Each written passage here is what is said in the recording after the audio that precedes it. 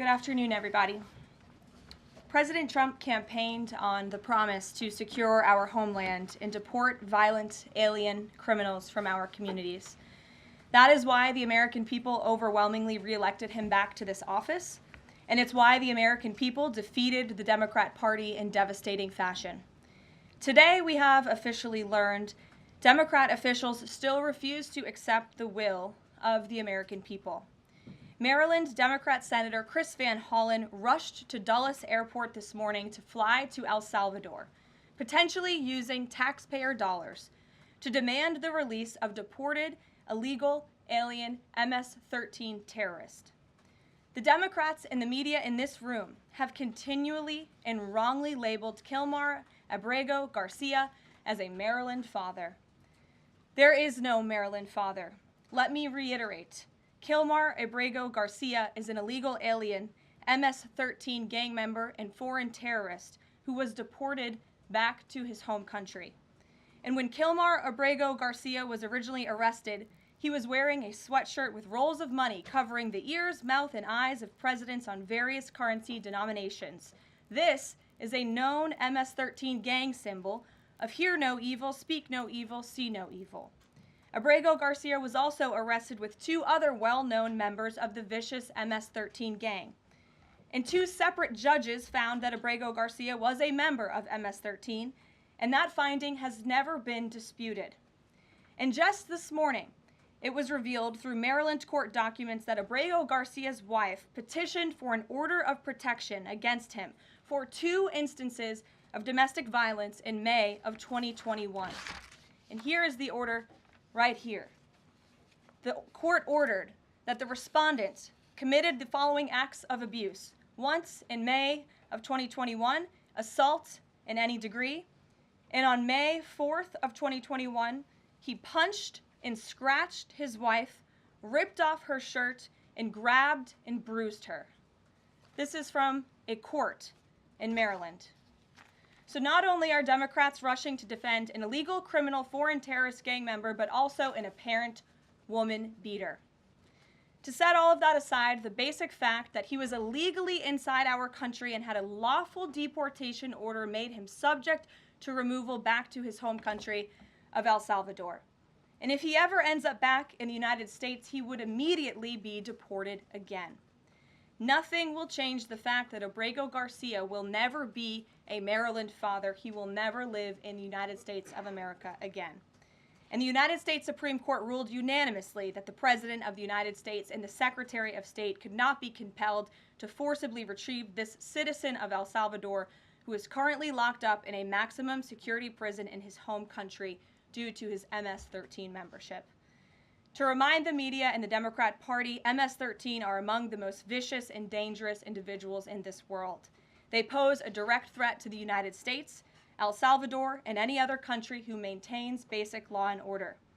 MS-13 rapes innocent girls and women, runs sex trafficking operations, murders for sport, and terrorizes law-abiding people.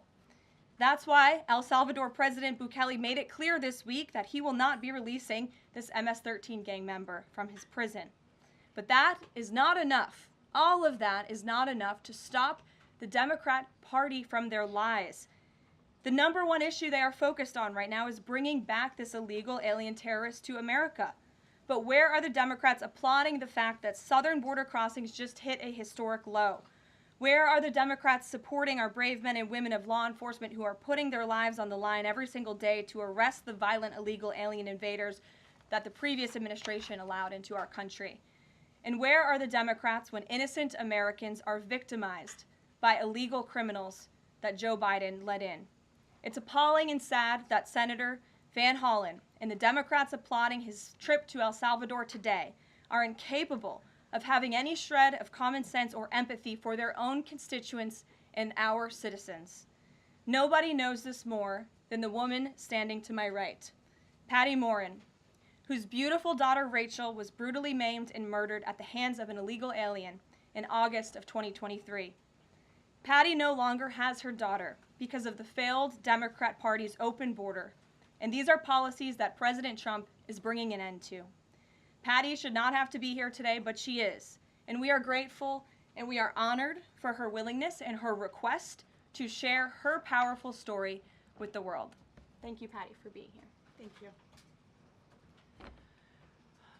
A lot of you don't know the whole story about Rachel and about the crime that was committed against her. Even us, her family, we didn't know all the details. They kept most of it close to their chest, the detectives, because they didn't want to do anything to hurt the case. They wanted to keep the integrity of the case, so they kept everything close. I sat for the last 2 weeks in her trial, and we saw layer upon layer upon layer of evidence against the accused, an illegal immigrant from El Salvador. And the things that we thought, well, maybe this might have happened, we didn't know. But when we were at the trial, we got all the puzzle pieces. And I want to share some of those things with you. You know that Rachel's a 37-year-old mother. She has 5 children. We've walked the trail for the last 25 years that we've lived in Maryland. It's a safe place for our family. It's where we go to get a little bit of New England, because that's where we're from, New England. When she went on that trail that day, she was not planning on dying. She wasn't planning on walking to her death. She was planning on going to the grocery store with her girls afterwards. Victor Martinez, he waited for her. He waited for her to come closer. He saw her. He saw that there was nobody around. He attacked her. He dragged her 150 feet, blood gushing from her head. It left a 150-foot trail of her blood to the culverts, where he picked her up, he threw her against the wall of the tunnel, and he raped her. But before he did that, he stopped on that trail, and rocks, still stained with her blood, he used them to hammer her head against those rocks. They say at least 20 times they could count the cuts in her head. They said that when they did the autopsy, and I've seen the pictures, there's a 6-inch square in the back of her head where the skull is shattered the way that you would crush an eggshell in pieces. 3/4 of her brain hemorrhaged. Her right and left side of her face bashed in. Her beautiful face bashed in. Her head bashed in. Broken bones, fractures. He takes and he drags her some more. He drags her through the thorn bushes. She has all the scrapes and cuts on her body. There wasn't 1 inch of her body that didn't have some kind of injury, whether it's bruising, broken bones, contusions, the scratches.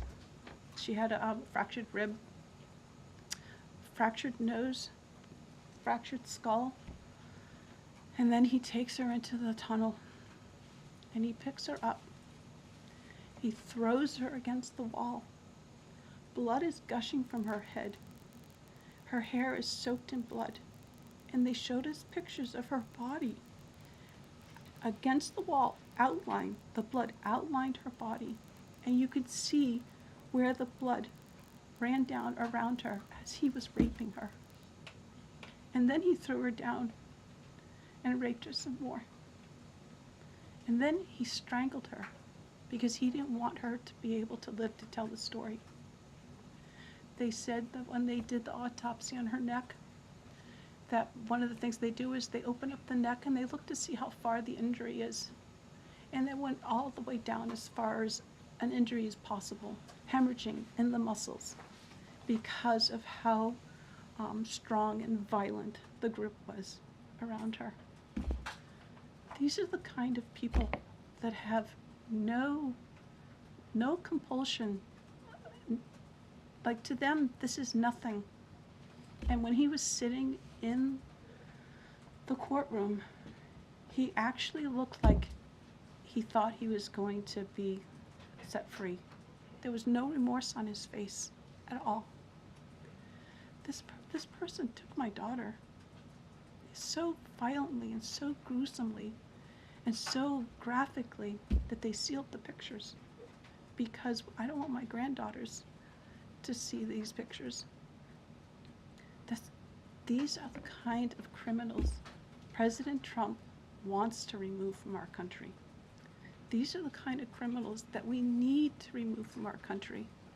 We are American citizens. Why should we allow people like this, violent criminals that have no conscience at all, to murder our mothers, our sisters, our daughters? I don't understand why there's even any kind of problem with this.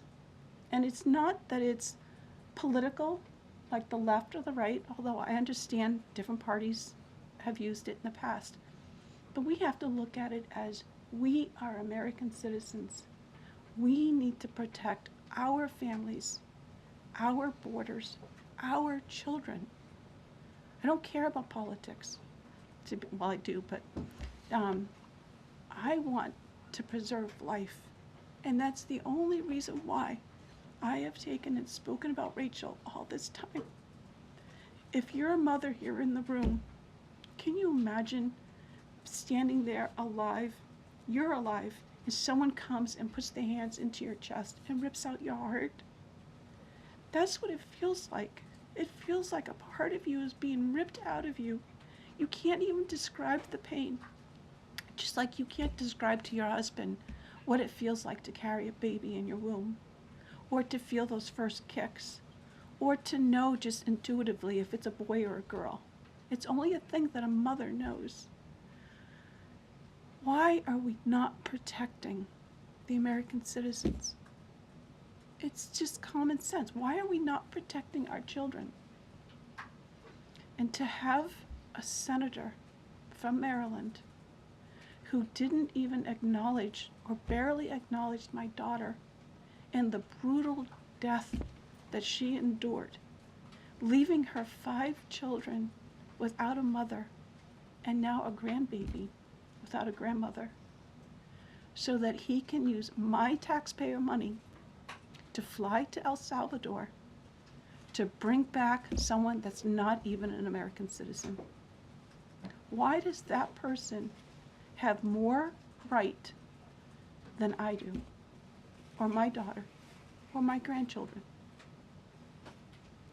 I don't understand this.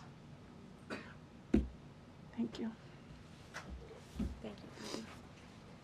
Thank you. And I just want to say that as a mother and as an American citizen, the president and our entire team, and I hope people in this room are grateful for your willingness to come here and your request to share your daughter's story. And I think the country hears you loud and clear. So thank you. Does anyone have any questions for Patty or for me? No? I have a question. No? Anybody? Okay. We'll see you all later. The president will be at his dinner later this evening. Thank you. Thank you for being here, Ms. Moore. We really appreciate you. Thank you. Thank you. Thank you. Please, I'm so sorry for your pain. for your loss. thank you. Please tell the truth. Exactly. Tell the truth. Yeah. Tell like how violent it really is. This is about protecting our children. It's more than just politics or votes or just anything. It's about national security, protecting Americans, protecting our children. Thank you. And thank you for listening. Thank you for being here.